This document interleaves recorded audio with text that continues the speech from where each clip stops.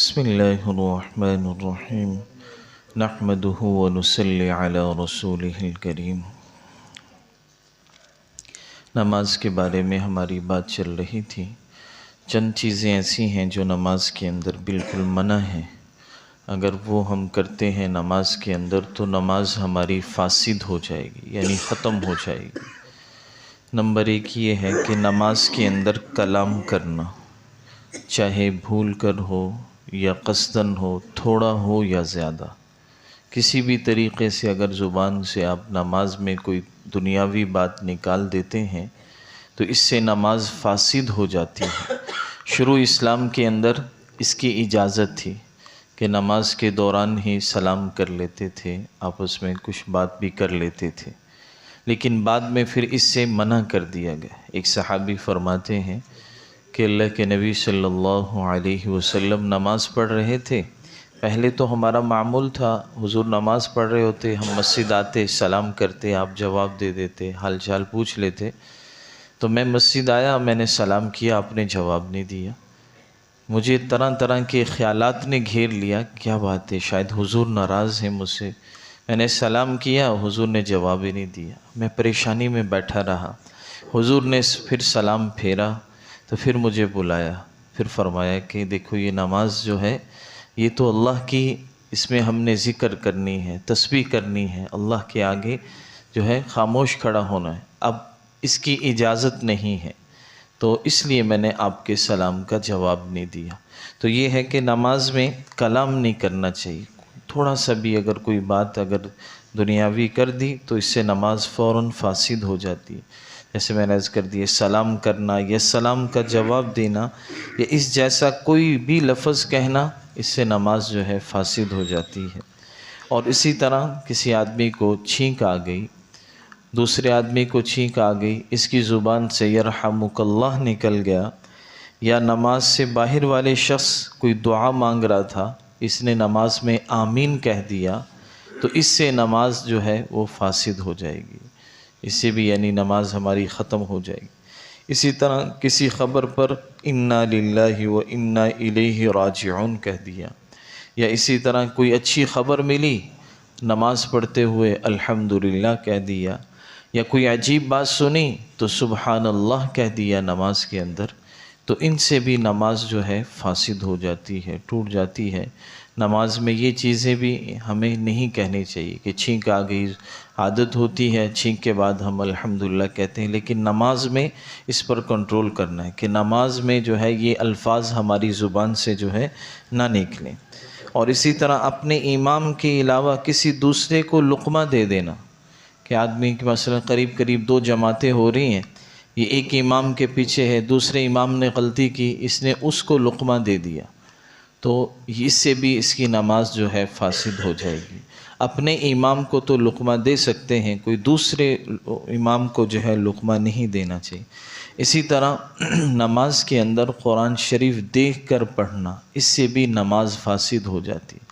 جتنا آپ کو آتا ہے قرآن زبانی پڑھیں گے، دیکھ کر قرآن نہیں پڑھ سکتے۔ جیسے ہی کوئی آدمی نماز کے اندر قرآن دیکھ کر پڑھے گا، عمل کثیر پایا جائے گا، اس سے نماز جو ہے فاسد ہو جاتی ہے۔ اسی طرح قرآن میں کوئی سخت غلطی کر دینا جس سے معنی خراب ہو جائے، بعض دفعہ قرآن کی غلطی ایسی ہوتی ہے کہ جس سے معنی بالکل الٹ ہو جاتا ہے، خراب ہو جاتا ہے، نعوذ باللہ، تو اس سے بھی بعض دفعہ نماز فاسد ہو جاتی ہے، پھر دوبارہ نماز جو ہے پڑھنی ہوتی ہے۔ اسی طرح عمل کثیر کرنا، یعنی ایسا کام کرنا جس سے دیکھنے والا یہ سمجھے کہ یہ آدمی نماز نہیں پڑھ رہا۔ مثلا فون آ گیا آدمی کا، اب یہ تو ہے کہ اگر کبھی بیل نہیں تو آدمی ہاتھ سے بس اس کو جو ہے بغیر دیکھے کہ کس کا فون آ رہا ہے، بغیر پڑھے ہاتھ سے بند کر دے، اور یہ کر دینا چاہیے، اتنی اجازت دی ہے علماء نے۔ ویسے تو موبائل فون کوشش کریں ہم نماز میں بند کر لیں، لیکن کبھی غلطی انسان ہے رہ جائے، فون آنا شروع ہو گیا، تو یہ نہیں کہ اب اس کو بجنے دیں، اس سے ساروں کی نماز پہ خراب ہوگی۔ تو بہتر یہ ہے جیسے فون آیا تھوڑا سا بٹن اس کا دبا دیا تاکہ جو ہے وہ فون بند ہو جائے۔ اگر اس سے بھی نہیں ہوا تو جیب میں ہاتھ ڈال کے موبائل کا بٹن دبا دیا تاکہ جو ہے باقیوں کی نماز خراب نہ ہو۔ باقی ایسے نہیں کرنا کہ آپ اس کو نکال لیں اور پھر دیکھیں کس کا فون آ رہا ہے اور پھر اس کو بند کریں، تو پھر جو ہے اگر آپ نے پڑھ لیا کس کا فون آ رہا ہے تو پھر آپ کی نماز خراب ہو جائے گی۔ اسی طرح ٹائم آپ نے دیکھ لیا نماز میں، گھڑی پہنی ہوئی ہے اس کی طرف آپ دیکھ رہے ہیں، تو یہ عمل کثیر پایا جائے گا، اس سے بھی نماز جو ہے فاسد ہو جاتی ہے۔ اسی طرح کوئی چیز کھانا یا پینا، چاہے یہ بھی قصدن ہو یا جان بوجھ کر ہو، اس سے بھی نماز فاسد ہو جاتی ہے۔ نماز کے اندر کوئی ہلکا کھانا کھا کے آئے ہیں آپ، کوئی ہلکی پھلکی چیز ہے وہ اندر چلی جائے تو اس کی اجازت ہے، لیکن چنے کی مقدار سے اگر کوئی زیادہ چیز ہے اس کو نماز میں آپ اندر نہیں اتاریں گے، بلکہ اس کو کوشش کریں روزے کی روزہ کا بھی مسئلہ یہ میں نے عرض کیا تھا، ہلکی پھلکی کوئی چیز ہے وہ اندر چلی جائے اس کی اجازت ہے، کوشش تو یہ کرے کہ وہ بھی آدمی جو ہے سحری کے بعد کولی کر لے تاکہ کوئی بھی چیز دانتوں میں پھنسی وہ نکل جائے۔ لیکن پھر بھی اگر کوئی ایسی چیز ہے چنے کی مقدار سے کم ہے، روزہ آپ نے رکھا ہوا وہ آپ کے منہ کے اندر سے ہی اندر چلی گئی تو اس سے روزہ فاسد نہیں ہوگا، لیکن اگر روزے کی چنے کی مقدار سے وہ زیادہ بڑی ہے پھر اندر چلی جاتی ہے تو روزہ فاسد ہو جائے۔ اسی طرح نماز کا مسئلہ ہے کہ آپ نے اگر چنے کی مقدار سے زیادہ بڑی کوئی چیز کھا لی نماز کے اندر تو اس سے بھی نماز فاسد ہو جاتی ہے۔ اور اسی طرح 2 صفوں کی مقدار کے برابر چلنا، اس سے بھی نماز فاسد ہو جاتی ہے کہ آدمی نماز پڑھ رہا ہے لیکن نماز میں 2 صفوں کی مقدار جتنی ہوتی اتنا چل پڑا ہے، اس سے نماز فاسد ہو جاتی ہے۔ ہاں ایک صف کی گنجائش ہے کہ اگر آدمی پچھلی صف میں کھڑا ہے اور اگلے آدمی کا جو ہے وضو ٹوٹ گیا یا اس نے دیکھا یہ تو جگہ خالی ہے تو پھر وہ پاؤں جو ہے زمین کے ساتھ گھسٹتے ہوئے اگلے صف میں آ سکتا ہے، چل کے نہ آئے، تیز قدم نہیں اٹھائے گا بلکہ ایسے جو ہے پاؤں کو زمین کے ساتھ گھسیٹتے ہوئے اگلی صف کے جو خلا ہے اس کو پورا کر لیا جائے، اس کی اجازت ہے۔ لیکن 2 صفوں کی مقدار نہیں چلنا، ایک صف کی مقدار ہے کہ آپ اگلی صف میں جگہ خالی آپ پیچھے کھڑے ہیں تو آپ آگے ہو جائیں تاکہ صف جو ہے مکمل ہو جائے۔ اسی طرح قبلے سے اپنے آپ کو پھیر لینا، کوئی آدمی جو ہے چکر آگے گر گیا، اس کا سینہ جو ہے قبلے سے پھر گیا تو اس سے بھی نماز، یا کوئی ویسے کسی نے جو ہے اس طرف منہ کر لیا قبلے سے اپنے آپ کو جیسے ہی پھیرے گا تو اس سے بھی نماز جو ہے فاسد ہو جاتی ہے۔ یا اسی طرح آپ نماز پڑھ رہے تھے اور آپ نے سجدہ کسی ناپاک جگہ پر کیا ہے تو اس سے بھی نماز جو ہے فاسد ہو جاتی ہے۔ اور اسی طرح جو ہے سطر کھل جانے کی حالت میں بھی ایک رکن کی مقدار آدمی ٹھہرا رہے، مثلا سجدے میں گیا اور سجدے میں پورے سجدے میں آدمی کا جو ہے سطر کھل گیا، جیسے میں نے بتایا تھا پینٹ شرٹ میں بعض دفعہ یہ مسئلہ ہوتا ہے، شرٹ اوپر ہو جاتی ہے پینٹ نیچے ہو جاتی ہے تو پیچھے سے کچھ جگہ خالی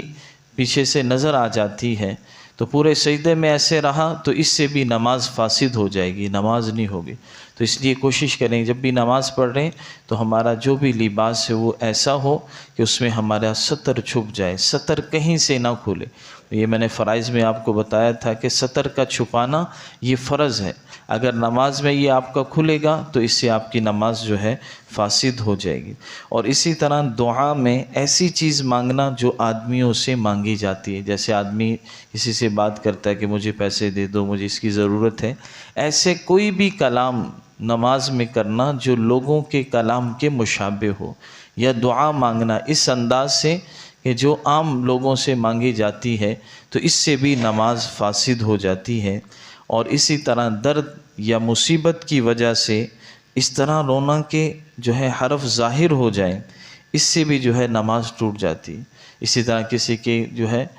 پاؤں میں درد ہے، کوئی جو ہے گھٹنوں میں درد ہے، اس نے اڑتے ہوئے اوہ اس طرح کا الفاظ نکال لیا یا اف کر دیا تو اس سے بھی نماز جو ہے فاسد ہو جاتی ہے۔ یہ بھی الفاظ ایسے نہیں نکلنے چاہیے، کوئی بھی تکلیف ہے تو نماز جب آپ پڑھ رہے ہیں تو اف آہ یا اس طرح کے جو الفاظ جو ہے یہ زبان سے نہیں نکالنے چاہیے۔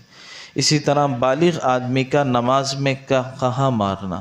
یہ بالغ آدمی ہے نماز پڑھ رہا ہے لیکن ہنس پڑا ہے کسی بات پہ اور اس کی ہنسنے کی آواز ساتھ والے ساتھیوں نے بھی سن لی